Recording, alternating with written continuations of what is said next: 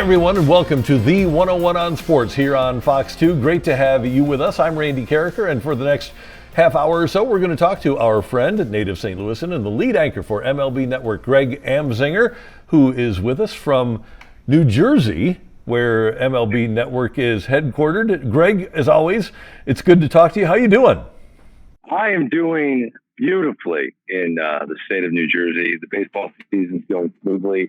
Not so smoothly in St. Louis, but I get to love all 30 teams now based on what I do for a living. So I'm enjoying myself, Randy, nonetheless. And one of the guys that is going to make his way to New Jersey now is the all-time Cardinal favorite, Albert Pujols, who in the past week joined the commissioner's office, and he'll also join you on MLB Network. Yeah, it's a big deal. I got to be honest, I was a bit upset that I wasn't in on this deal. I didn't know anything about it. And then I found out that the commissioner's office kept the news from me because of my relationship to you. They know I have a big mouth. They know I'm on your radio show every week, and I'm a chatty Cathy. It's what I am. And I would have leaked that information to my dear friend Randy Karraker, so they kept me out of it. And I found out with everyone else that Albert Pujols is coming to MLB Network. We'll be on together an awful lot on the late MLB Tonight, which I'm very excited about. But I'm a huge Albert fan. He's a friend, and I can't wait to do television with him. It's going to be a blast. And he is a great analyst of the game. That's one thing over the years that I came to know about Albert is if you want analysis, and by the way, he knows everybody like you. He knows everybody in baseball, but he'll be a great analysis of each individual game and each individual team. Yeah, he did a hitting demo last year with Yonder Alonso, and it was a ball on a tee, and it was about a 12-minute hitting demo, and he walked you through all the different ways he prepares with one baseball sitting on a tee. And you would have thought you were listening to a surgeon walk you through the most complicated surgery you've ever heard. He could break everything down into like 15 different nuances and how it helps him. So many hitters in the game pick his brain. I think it impacted the Cardinals immensely last year to have him around, and to not have him around this year, along with Yadier Molina, you're seeing the aftermath of that. Do you think, as you watch, as we mentioned, all 30 teams on a nightly basis, do you think the lack of leadership plays a role in the way the game is played now? I agree with you that the loss of Albert and Yadi this year has had an impact on the Cardinals, but I don't think this is just a Cardinal thing either. I think it's a personality of baseball thing that is causing teams to not be as good as they might be if they had that leader in the clubhouse and in the dugout. Yeah, I've said for a long time, Randy, that baseball has become every man for himself for 8 innings. And if the game's close, then you play baseball to try to win. All right. So in my first 3 at-bats, I'm up there to take my 3 A-hacks. I'm swinging the ball at my bat as hard as I can. If I'm on the mound, I'm not looking for longevity. I'm looking for velo and spin rate. I'm trying to get as many strikeouts as I can until they take me out based on pitch count. It's every man for himself. And then if the game is within a run or if it's tied after 8 innings, then we play baseball. We get a guy over to third base with 1 out, things like that. Unfortunately, that's how it's become. And it's because of front offices managing the rosters this way, giving data to their players as if it's a master's class that they're taking. Some guys are studying, some guys are not. Some guys get demoted because they're learning the material. Other guys are still in the big league, even though they're hitting 218, but they study the material. So it's everybody's in class and they're all competing against each other. It's kind of just taken away that team camaraderie where everyone's pulling on the same end of the rope. It's an odd culture right now, the way baseball is. But not every team is behaving that way. Look at the team in Arlington, the Texas Rangers, who the Cardinals are very familiar with. That's not the same situation. They've got the same lineup every night. It is circa Bruce Bochy 2010 baseball back there. So not everyone's behaving this way, and the ones that aren't are really standing out. And Greg, to your point, when we talk about the personality of players, I don't think it's a coincidence that a guy like Bruce Bochy, a guy like your friend Buck Showalter has success, Dusty Baker, Brian Snitker, guys that have a history in the game of hating losing. And when Whitey Herzog got hired here in St. Louis, he was asked, who's the leader of your team going to be? Whitey said, I'm going to be the leader of the team. And I think those veteran managers take a leadership role and cause players to hate losing more than teams that are just built on, well, the Cardinals are a perfect example. Oli Marmol has been put into a situation with a bunch of young players where he doesn't have the cachet with them to say, okay, here's how we're going to hate losing. I think when you are that grizzled guy, it makes a difference. Do you agree with that assessment? Completely. Look, we all send our kids off to school, right? But our kids come back to their parents, right? So we are the middle ground between our child and the school and the parents. And if there's ever a miscommunication, the kid's struggling in a class, then we sit down with the teacher, and as parents, we are a vital part of that process. I've always thought managers in baseball, because it is a marathon, not a sprint. 162 games, have normal amount of time to spend. Become a family, even if you don't want to, you spend more time with them than your family. Managers are like a parent that understands that the front office is getting you to overly fixate on this part of your game, but they also protect you in a way from that data. They get you to understand what the basics and why you're in the big leagues. Why are you in the big leagues? Because you're a super talent doing it your own way. So I understand what they want. I'll deal with the front office. This is why Dusty Baker is every player's favorite manager. He'll deal with that. I need you to help us win. I need you to show up to the yard smiling, because that's when you're at your best. You're having the most fun. There's a reason he was handpicked after the cheating scandal, after the trash can scandal, because no way those guys were going to show up wanting to win, wanting to have fun at the yard when they were the biggest victims, or not victims, they were the villains of baseball. So he was handpicked for that specific moment because he was parental. And a lot of these guys that, either they didn't play in the big leagues or they don't have the machismo to stand up to the front office or the ownership. Those guys aren't the caretaker of their players. There's no other better way to put it. So you're seeing the aftermath of that in different dugouts. I still believe that the managerial position is so vitally important. I think it's incredibly important. And I'm still blown away that there's an NBA coach that got a 6-year deal for over $70 million. They don't play 162 games in the NBA, do they, Randy? I don't think they do. No, they don't have that.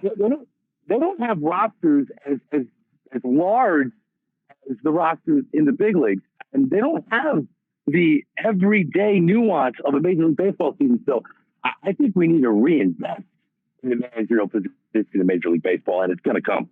Yeah, it has to, because we've gotten away, actually. Tony always said they're men, not machines. We've actually gotten away, and we are treating them as machines rather than men. And I think it's a terrible mistake, and I think it does cause harm to the product of the sport. And you and I both love the sport, but I do think that there's a place for competitiveness among the players. And I don't blame the players one bit. When everything is set up for them to just go through a process and not worry about really competing, as long as you do the peripheral things well, I think that's caused problems. And I do think that there is absolutely a place for getting that runner over to third with less than 2 out. I'll tell 2 quick stories. One is about a young flamethrower who was going to be drafted in the first round, and he was playing in the Under Armour All-American game in Wrigley Field. The second one is about Juan Soto. So in case I forget, you'll remember my second one about Soto. So I'm doing play-by-play years ago, the Under Armour All-American game, and there's this big flame-throwing right-hander, and he walked 3 guys. He gave up 2 runs in the only inning he was going to pitch, and then he didn't cover home plate on a throw home, and the ball got away. And the manager of that Under Armour game goes, hey, bud, you got to cover. You got to get behind home plate there. I mean, I know it's a Celtics game, but we got to try to win. We got to play winning baseball. He goes, whoa. I don't care. I threw the 3 hardest fastballs in the history of this event. I'm good. He was beaming. The kid was beaming, and he got drafted in the top 5. He was beaming. He walked 3. He gave up 2 runs, but he threw the 3 best fastballs in terms of velocity in the entire history of the tournament. And that's all that mattered. He knew he won without winning the inning at all. So that's my first story about how the game has completely changed in terms of what we value.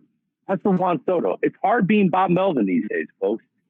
Juan Soto was one of the great talents in the history of baseball at a young age, in my opinion. To see him hit power the other way and take base hits, hit it where they ain't.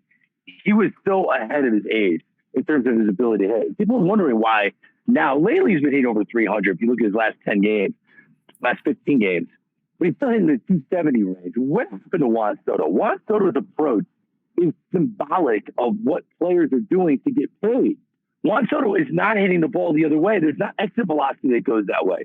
He is jerking and trying to pull as much as he can. He came out recently and said he doesn't want to hit second anymore. He wants to hit third. Now, why would he say that? Well, because the statistical advantage of having a first baseman hold a teammate on when he's pulling a baseball as a left-handed hitter, his on-base percentage could go up if that spot between second and first base is vacant. So he wants a teammate on first base. He wants to hit the ball as hard as he can while walking and still having a really high on-base percentage. He doesn't care if there is no left fielder. He's not going to go there.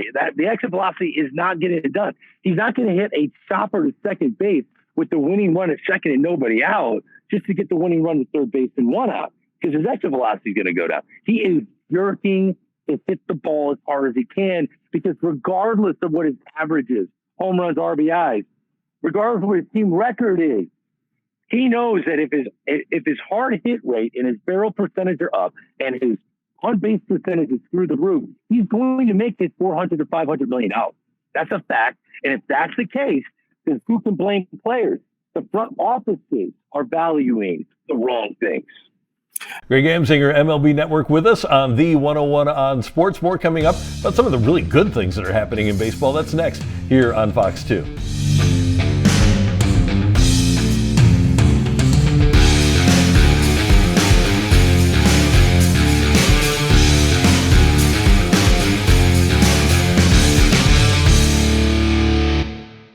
Welcome back to the 101 on Sports. Greg Amsinger, lead anchor for MLB Network, with us. And Greg knows everything about what's going on in the sport and where the sport is headed. Greg, we were talking about Juan Soto in the last segment about how he is so focused on the process. One guy who appears to be focused on the result, and he does it every time he's on the mound or whether he's at the plate, is Shohei Ohtani. Is America paying enough attention to Shohei Ohtani? No, unfortunately, that's and I feel like America understands who he is. I think he's one of the more recognizable athletes in the world, but we're not appreciating what we have, because anytime you have something, you assume you're going to have it again. And we can never assume that we will see a talent like Shohei Ohtani compete in the Cy Young level category on the mound and an MVP level slugger at the plate.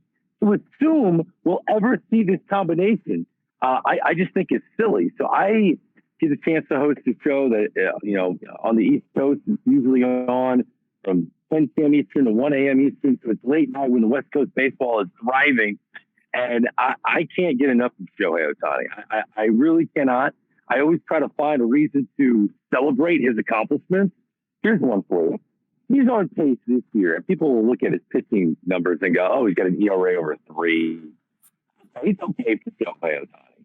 Well, right now, Shohei Ohtani has an opportunity to throw over 170 innings and not give up 100 hits.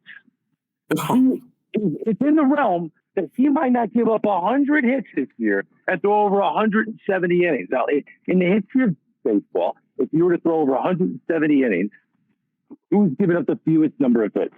Well, Max Scherzer, who got the 200 innings, gave up 126 hits. Pedro Martinez, who got the 217 innings, and that was the criteria that I looked up, 200 innings. So if Shohei gets 200 innings, Pedro got the 217 innings, gave up 128 hits 1 year. Okay, I think that was 99. So these are the two fewest numbers of hit seasons. Shohei, who's going to surpass 170, he's going to flirt with 200 innings this year. If he gets to 200 innings, he's going to break the record. He's not going to give up 126 hits.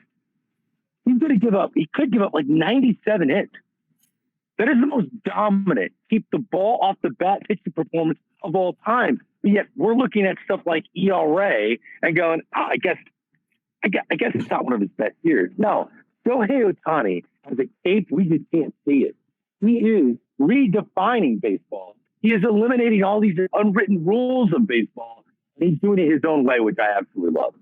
Okay, a couple of things. Number one, You mentioned we probably won't see it again, but could he have the baseball effect that Steph Curry has had on basketball? We never saw people taking 35-foot three-pointers until Steph came along. Now 6, 7, 8-year-olds are practicing them and will obviously start hitting them. Any chance that we could see young athletes say, you know what, I want to do both. I want to hit and I want to pitch. Maybe we won't see it to the quality, but will we see more guys doing it?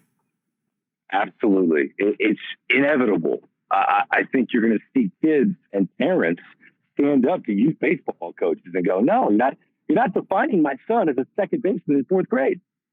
That's not what we're doing. He wants to pitch. He might not be one of the best pitchers now, but his body's about to change. Joe Madden had one of the best managerial performances in baseball history, not winning the World Series with the Cubs. It was fighting the front office to let Shohei Ohtani make it his way. Do it the way he wanted to do it. Without Joe Madden, I don't know if Shohei Ohtani is performing the way he's performing right now. We've got to let coaches recognize that kids, athleticism is this great brew, and you need passion to be mixed with it for all to click. And just because a kid might be the best shortstop on your team in 6th grade, if his passion is to strike kids out on the mound, eventually that's going to be where his skill set is going to thrive. He actually enjoys that more.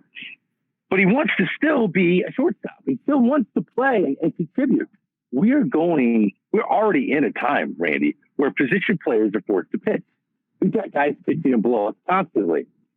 I really believe in the next 30 years, you'll see 3 to 5 position players who are super utility in a different way that is defined today.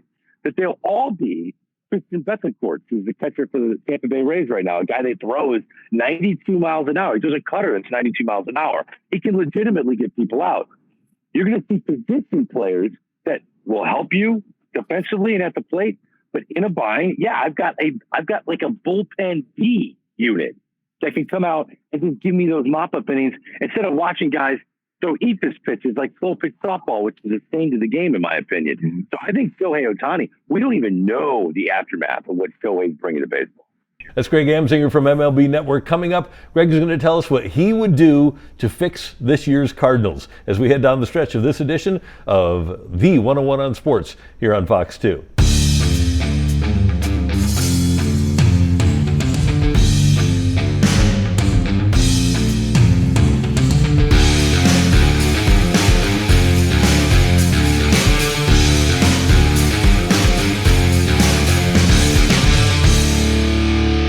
Welcome back as we head down the stretch of the 101 on Sports with Greg Amsinger from MLB Network. The Cardinals, obviously, Greg, struggling this year to a level that you and I have not seen. It's just a different, disconnected Cardinal team. They aren't playing like the names on the back of their jerseys. So with that being the case, how do you fix the 2023 Cardinals? Well, you gotta really rattle the cage, and you're going to make a significant trade. And I believe there'll be 2 significant trades for the St. Louis Cardinals. Both players they acquire will be starting pitchers that go into the rotation. After that, I think what you're going to find is, as bad as this season has been and has looked, and at times lethargic the team has looked, the stars have aligned once again for all these beautiful baseball fans in St. Louis to enjoy a September run where the Cardinals will be buyers at the deadline, which I think is always a goal for most organizations. I understand it's win the World Series or bust in St. Louis. I totally understand that. But for most organizations that understand the ebbs and flows of the baseball season, being a buyer at the deadline means you're playing meaningful games in September, which is a product enhancement to what normally you're dealing with. Cardinals are going to be buyers at the deadline, and I do believe they're going to be in the playoffs. And I think they're going to win the division. It's the most winnable division the Cardinals have been playing in since 2009, which is when MLB Network started. This is the weakest the NL Central has ever been. And the Cardinals are not overreacting right now. I think people in St. Louis are waiting for that to happen. I don't think there's overreaction. I think they're paying attention to the other teams and the struggles. And as much as I like the young talent, the Cincinnati Reds, I think next year the Reds are going to be the Baltimore Orioles of the National League. They're going to be much improved. I think they already are. The Milwaukee Brewers, I don't know what to think about the Milwaukee Brewers. It's one of the most confusing teams in the sport. The starting pitching actually hasn't been that good. If you look at the numbers, even though we like players in the rotation, the Cubs just don't have enough, in my opinion. They're dealing with significant injuries. It's such a division that's been handed to the Redbirds to just take off. I think they trust that they will. It's not what anyone in St. Louis wants to hear right now. They know if they're going to go to the playoffs, you might as well compete in the playoffs. And the only way to compete in the playoffs is if you have two more starting pitchers who have the pedigree to do that. We still don't know based on teams that are in it because the expanded postseason, everyone has that they can still get there, who those guys will be. Shane Bieber's a guy that is, everyone's talking about him. But the Cardinals are going to make two significant moves, in my opinion. I think that's what will happen. And I still believe the St. Louis Cardinals win the NL Central. I truly believe they'll be playing postseason baseball. Greg Bieber is a name that's come up a lot here. He's not what he was 3 years ago when he won a Cy Young. Is Bieber still a guy that slots in as a number one in a playoff rotation? Depends on the playoff rotation. I guess that's the question. Risky. Yeah, with this team, I think behind Jack Flaherty, he'd be a number two. When Flaherty's right, his stuff is so much better. But yes, Shane Bieber's velocity isn't what it was when he was at the top of his game. He throws his slider, which is his most effective pitch all the time. So he's sort of Corey Klubering himself in a way, because that's the same path Corey Kluber took. Unfortunately, that's just the name of the game. Guys recognize that their velocity is not going to be there. The Verlanders and the Scherzers, those are the outliers. But I still think that there is a lot left in the tank of a guy that's only 28 years old. I do think Shane Bieber could get it back. I think a change of scenery could help him. It is mentally difficult, if you talk to starting pitchers, to get on the mound as a starter and know that you can't make a mistake because your lineup doesn't score 3 runs a game. The Guardians lineup is so weak. There is this pressure on Shane Bieber to be perfect for years now. And I think a change of scenery with a team that can slug would be good for him. That's our buddy Greg Amsinger from MLB Network. Thanks to him. Thanks to you for joining us here on the 101 on Sports. And we'll see you next week right here on Fox 2.